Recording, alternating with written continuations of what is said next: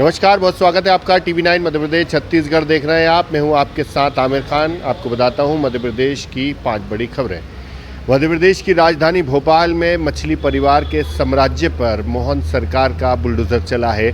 मछली परिवार पर ड्रग्स तस्करी, यौन शोषण और ब्लैकमेलिंग जैसे कई गंभीर आरोप लगे थे, जिसके बाद में सरकार ने सख्त कार्रवाई करते हुए पहले तो इनके कई और संपत्तियों पर बुलडोजर की कार्रवाई की थी, तो वहीं आज उनकी पूरी कोठी को जमींदोज कर दिया है। बड़ी संख्या में पुलिस बल यहाँ पर मौजूद रहा। इसके अलावा प्रशासनिक अधिकारियों की मौजूदगी में पूरी इस कोठी को, उनके साम्राज्य को पूरी तरह से ध्वस्त किया गया है। आप तस्वीरों में भी देख रहे होंगे कि मध्य प्रदेश की राजधानी भोपाल में एक बड़े रसूखदार परिवार में मछली परिवार का नाम आता था। ऐसे में सरकार ने बुलडोजर की कार्रवाई करते हुए पूरे साम्राज्य को ध्वस्त कर दिया है। तो मध्य प्रदेश की राजधानी भोपाल में मुख्यमंत्री मोहन यादव का बुलडोजर चल रहा है।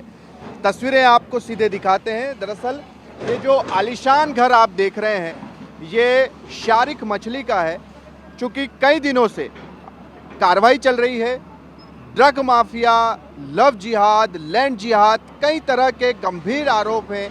लगातार मामले दर्ज होते जा रहे हैं और उसके बाद अब ये तस्वीर आप देख लीजिए, बुलडोजर चल रहा है। जेसीबी की आप बड़ी बड़ी मशीनें देख रहे हैं और इस आलीशान कोठी को आप देख लीजिए, इस महल को देख लीजिए। 3 मंजिला ये महल है।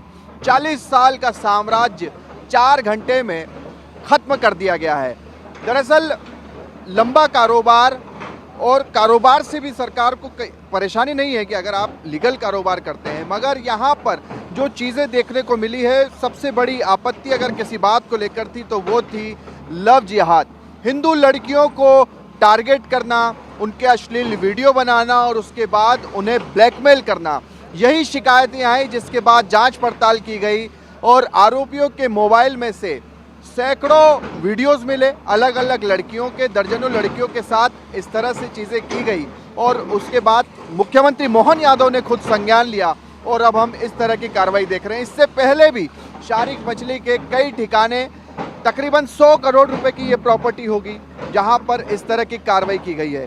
भारी पुलिस बल आज दिन भर तैनात रहा, क्योंकि इस पूरे एरिया की आप बात करेंगे तो यहाँ पर अच्छी खासी आबादी में शारिक मछली के समर्थक भी रहते हैं। मगर यहाँ पर आप देख लीजिए, हाल ही में सुप्रीम कोर्ट ने भी बुलडोज़र को लेकर कई तरह की टिप्पणियाँ की थी, मगर सरकार ने बाकायदा शारिक मछली को कई नोटिस थमाए। इससे पहले की जब कार्रवाई हुई थी, उस वक्त भी ये घर टूटने जा रहा था, मगर उस समय भी सरकार ने नोटिस थमाए थे। प्रशासन ने नोटिस दिया था कि ये घर पूरी तरह से अवैध है।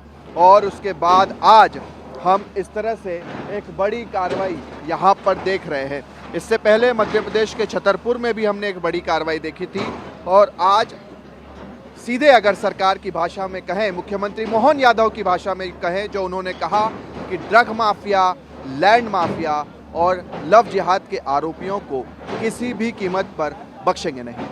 कैमरा पर्सन मुकेश के साथ शुभम गुप्ता, टीवी9 भारतवर्ष, भोपाल। शारिक मछली के ठिकानों पर कितनी कार्रवाई हुई है, कितनी होनी है, कितना बल तैनात है, क्या कुछ परेशानियां आई, क्या कुछ आरोप थे, सारी जानकारियां खुद पुलिस अधिकारी देंगे। सर, क्या क्या गंभीर आरोप इस आरोपी पर थे और उसके बाद आप लोगों ने कितनी एक तरह से एफआईआर दर्ज की है? गंभीर आरोप क्या थे? क्योंकि मुख्यमंत्री का भी वक्तव्य हमने सुना था, उन्होंने कहा था ड्रग माफिया, लैंड माफिया को छोड़ेंगे। इसमें जो आपने अभी जो प्रश्न पूछा, इनसे जुड़े हुए लोग, इन पे स्वयं पे और बाकी के रिश्तेदार, भाई भतीजों पे कई तरह के मामले अलग अलग थानों में पंजीबद्ध हैं, जिसमें ड्रग्स से रिलेटेड भी है, एक्सटॉर्शन से रिलेटेड भी है, धर्म परिवर्तन से रिलेटेड भी है, अलग अलग है। तो वो सारे अलग अलग थानों में कई सारे प्रकरण पंजीबद्ध हैं। अब जो ये कार्रवाई चल रही है, ये शासकीय भूमि पे जो अतिक्रमण है और जो अवैध रूप से निर्माण कराए गए हैं इनके द्वारा, उस पर कार्रवाई की गई है। पूरी सुनवाई के बाद कराई गई है। इनके एडवोकेट्स वगैरह का ये कहना भी था कि ये अवैध है, कार्रवाई अवैध है। बाकी पूरे नोटिस वगैरह तामील करके सारा बेहतर। सर, अभी हाल ही में सुप्रीम कोर्ट की भी टिप्पणी आई थी बुलडोज़र चलाने को लेकर, तो क्या प्रशासन ने इस बात का पूरी तरह से ध्यान रखा है कि ये इसको नोटिस दिए गए हों, या आप जो बता रहे हैं कि कोर्ट तक भी मामला गया था, सारी चीज़ें की गई? सारी चीज़ें ठीक है। दूसरा, बुलडोजर चलाने को लेके, नोटिस को लेके मामला हो या माननीय न्यायालय के किसी भी निर्देशों के पालन की बात हो, इसका पालन सुनिश्चित कराना तहसीलदार साहब का काम है और राजस्व न्यायालय में सुनवाई के दौरान काम है। इनका अपना पक्ष रखा गया था, चूँकि इनके पास ऐसे कोई चीज़ें, दस्तावेज नहीं होंगे और ये वाला आदेश पारित हुआ और ये कार्रवाई फिर हुई है। कितने करोड़ रुपए की ये प्रॉपर्टी होगी सर, क्योंकि इससे पहले भी बुलडोजर चला था? देखिए, अब एसडीएम साहब ने जैसे अभी बताया कि 100 करोड़ से ज़्यादा की संपत्ति का अभी तक खाली कराई जा चुकी है या उसको ध्वस्तीकरण कराया गया है। तो ये करीब 1500 स्क्वायर फीट का है और इसका एग्जैक्ट कीमत तो अनुमान लगाना मेरे लिए नहीं संभव है, क्योंकि वो तहसीलदार और राजस्व विभाग के अधिकारियों को द्वारा बताया। कई बार हम देखते हैं कि विरोध भी होने लगता है, कुछ समर्थक भी आ जाते हैं आरोपी के, उसके लिए कितना फोर्स आप लोगों ने लगाया?